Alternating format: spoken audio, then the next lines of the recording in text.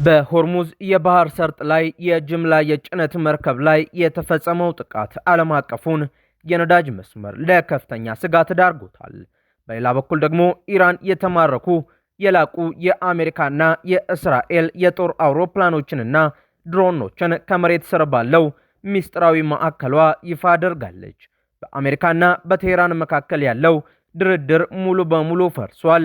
የቀጠናው ውጥረትስ ወደ አጠቃላይ ጦርነት ያመራ ይሆን? በዛሬው ዘገባችን የዚህን ግዙፍ ወታደራዊና ዲፕሎማሲያዊ እልህ አስጨራሽ ዝርዝር መረጃ ይዘንላችሁ ቀርበናል። እስከ መጨረሻው አብራችሁን ቆዩ። እናንተ ደግሞ ቪዲዮቻችን ወደ ብዙ አድማጭ ተመልካቾች ይደርስ ዘንድ ቪዲዮን ላይክ፣ ኮመንት እና ሼር በማድረግ ጀምሩት። አዲስ የሆናችሁ ደግሞ ቻናላችንን ሰብስክራይብ በማድረግ ዓለም አቀፋዊ ተአማኒ መረጃዎችን ያገኙ።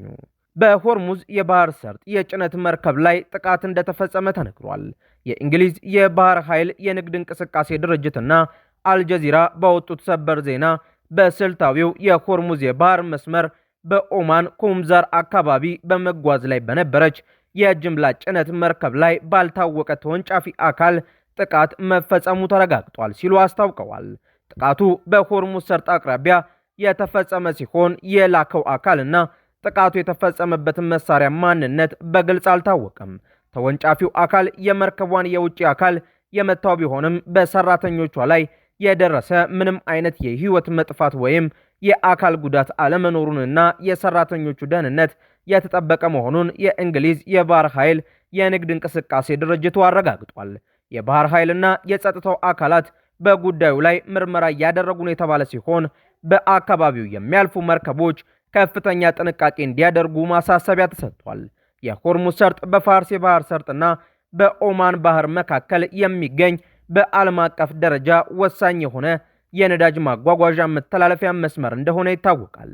በአካባቢው አሜሪካ፣ ኢራንና ቀጠናዊ ኃይሎች ባላቸው ፍጥጫ ምክንያት የባህር መስመሩ የደህንነት ከፍተኛ ስጋት ውስጥ ወድቋል።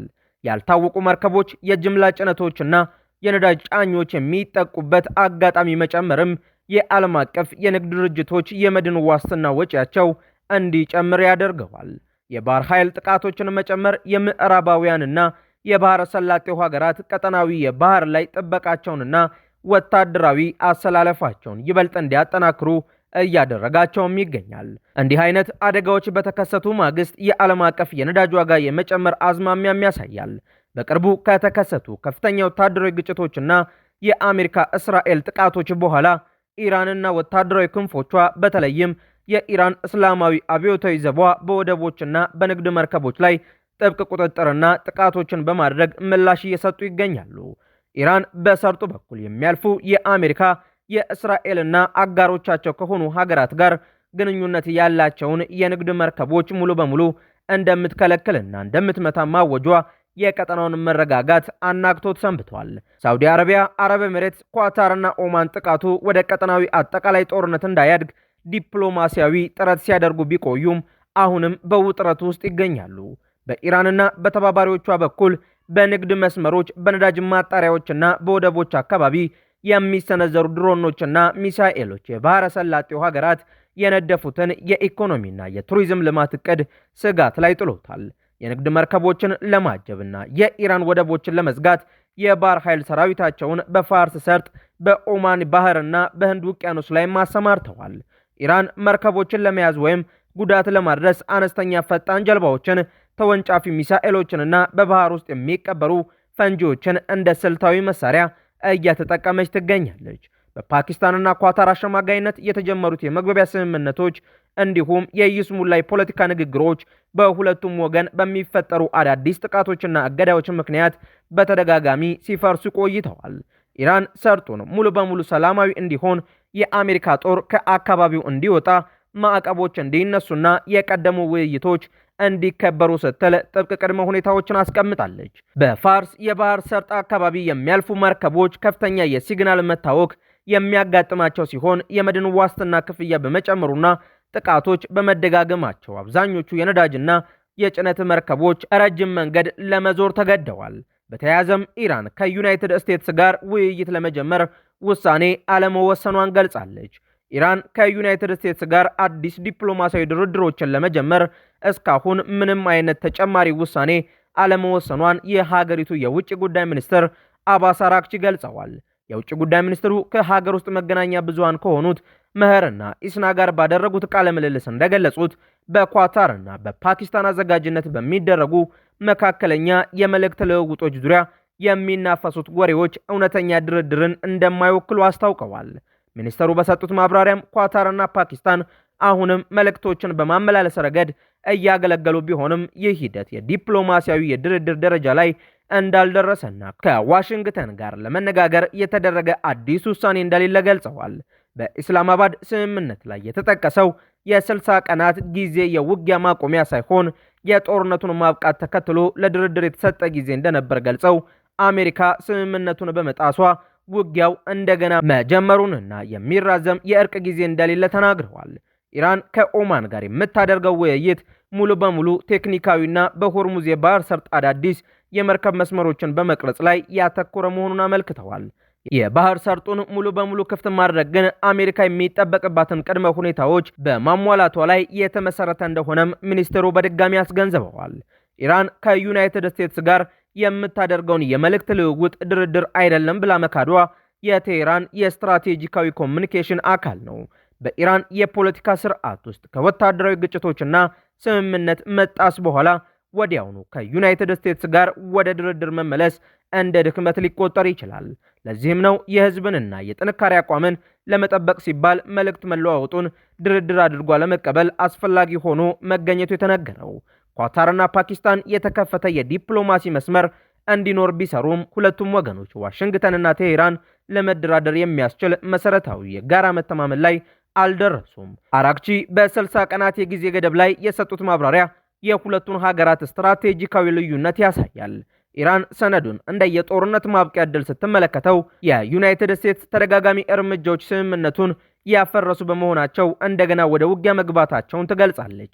ይህም የሚያሳየው የትኛውም አይነት ጊዜያዊ የተኩስ ማቆም ስምምነት ዘላቂ የፖለቲካ መፍትሄ ካልተበጀለት በቀላሉ ሊፈርስ እንደሚችል ነው። የኢራን መግለጫ የሚያሳየው በዋሽንግተንና በቴሄራን መካከል ያለው ግጭት ወደ ከፋ ወታደራዊና ኢኮኖሚያዊ እልህ አስጨራሽ ውስጥ መግባቱን ነው። ምንም እንኳን የመገናኛ መስመሮች በኳታር ፓኪስታንና ኦማን በኩል ክፍት ቢሆኑም እውነተኛና ዘላቂ ሰላም የሚያመጣ የዲፕሎማሲ መንገድ ግን ገና አልተጠረገም። ወደ ሌላው ሰበር መረጃችን ስናልፍ የኢራን እስላማዊ አብዮታዊ ዘብ የተማረኩ የአሜሪካና የእስራኤል ሰው አልባ አውሮፕላኖችን ከመሬት ስር ባለው የአየር መከላከያ ማዕከሉ ይፋ አድርጓል። የአብዮታዊ ዘቡ የአየርና የህዋ ኃይል ከመሬት ስር በተገነባ ሚስጥራዊ የአየር መከላከያ ቋት ውስጥ የተማረኩና የተመቱ ዘመናዊ የአሜሪካና የእስራኤል ሰው አልባ አውሮፕላኖችን፣ ሰው የጫኑ የጦር አውሮፕላኖች፣ ስብርባሪዎችን እንዲሁም የኮሚኒኬሽን መሳሪያዎችን ይፋ አድርጓል። የኢራን ይፋዊ የዜና ምንጭ የሆነው ፋርስ ኒውስ እንደዘገበው በዚህ ኤግዚቢሽን መሰል ማዕከል ውስጥ እንደ ኤምኪው 9 ሪፐር በተለይም ኤምኪው 1 ሲ ግሬ ኢግል እንዲሁም የእስራኤል ሄርሜስ 450 እና ሄርሜስ 900 የተሰኙ የድሮኖች ስብርባሪዎችንና የቴክኒክ አካላት ለእይታ ቀርበዋል። በተጨማሪም በቅርቡ የተመታው የአሜሪካው ኤፍ-15 ኢ ስትራይክ ኤግል የጦር አውሮፕላን አካላት፣ የፓይለቱ መቀመጫና የካኖፒ ስብርባሪዎች ቀርበዋል። የኢራን እስላማዊ አብዮታዊ ዘብ የአየር መከላከያ አዛዦች እንዳወጡት መረጃ በቅርቡ በተካሄደው ወታደራዊ ግጭት የሀገሪቱ የሀገር ውስጥ የአየር መከላከያ ስርዓቶች 171 የአየር ላይ አካላትን መተው የጣሉ ሲሆን ከነዚህም መካከል 10 ሰው የጫኑ የጦር አውሮፕላኖች ይገኙበታል ብለዋል። አዛዦቹ አክለው እንደገለጹት የጠላት አውሮፕላኖች የአየር መከላከያን ለማምከን የሚጠቀሙባቸውን 4 ዋና ዋና ዘዴዎችን እንደ የኤሌክትሮኒክስ ውጊያና ፈጣን የጠላትን ጥቃት መሸሻ ቴክኖሎጂዎችን የኢራን የሀገር ውስጥ ቴክኖሎጂ ማሸነፍ ችሏል ብለዋል። አብዮታዊ ጦሩ እነዚህን የተማረኩ ድሮኖችና የአውሮፕላን ስብርባሪዎች ከመሬት ስር ባለው ግዙፍ የጦር ማዕከሉ ለህዝቡና ለዓለም አቀፍ ሚዲያዎች ማሳየቱ ተራ የዜና ዘገባ ሳይሆን ባለብዙ አቅጣጫ መልእክት ያለው ስትራቴጂካዊ እርምጃ ነው። ኢራን ከመሬት ስር የተገነቡ የመከላከያ ከተሞችንና የጠላት መሳሪያዎችን ስብርባሪ ማሳየት ትልቅ የምስል ግንባታ ስራዋ ነው። ለኢራን ህዝብ የመከላከያ ኃይሏ ጥንካሬንና የአሜሪካን እንዲሁም የእስራኤልን የቴክኖሎጂ የበላይነት መስበር መቻሏን በማሳየት በህዝቡ ዘንድ መተማመንን መገንባት ይፈልጋሉ። አሜሪካና እስራኤል የሚመኩባቸው ኤምኪው 9 ሪፐር እና ሄርሜስ ድሮኖች እንኳን በኢራን አየር ክልል ውስጥ መከላከል እንደማይችሉ በማሳየት የአይቀሬነትና የጥንካሬ መልእክትን ለዋሽንግተንና ቴልአቪቭ ይልካሉ። የአሜሪካና የእስራኤል ዘመናዊ ድሮኖች አካላት በእጃቸው መውደቃቸው ለኢራን የጦር መሳሪያ ምርት ትልቅ ግብዓት ነው። ኢራን ከዚህ ቀደም እንደ አውሮፓውያን አቆጣጠር በ2011 የወደቀውን የአሜሪካው አርኪው 170 ሴንቲኔል ድሮን ገልብጣ በመስራት የራሷን ሻሂድ 171 እና ሲሞርጋህ ድሮኖችን አመርታለች።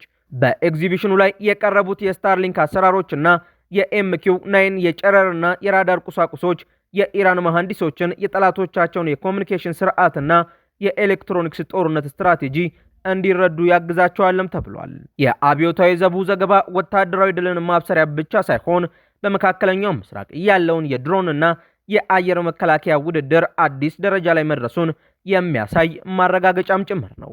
ውድ የአውደ ዓለም የዩቲዩብ ቻናል ተከታታዮቻችን አዳዲስ የተሰሙ ሰበር መረጃዎቻችን እነዚህን ይመስሉ ነበር። በእነዚህ መረጃዎች ላይ ያላችሁን ሀሳብ አስተያየት በኮመንት መስጫው ላይ ያስፈሩልን።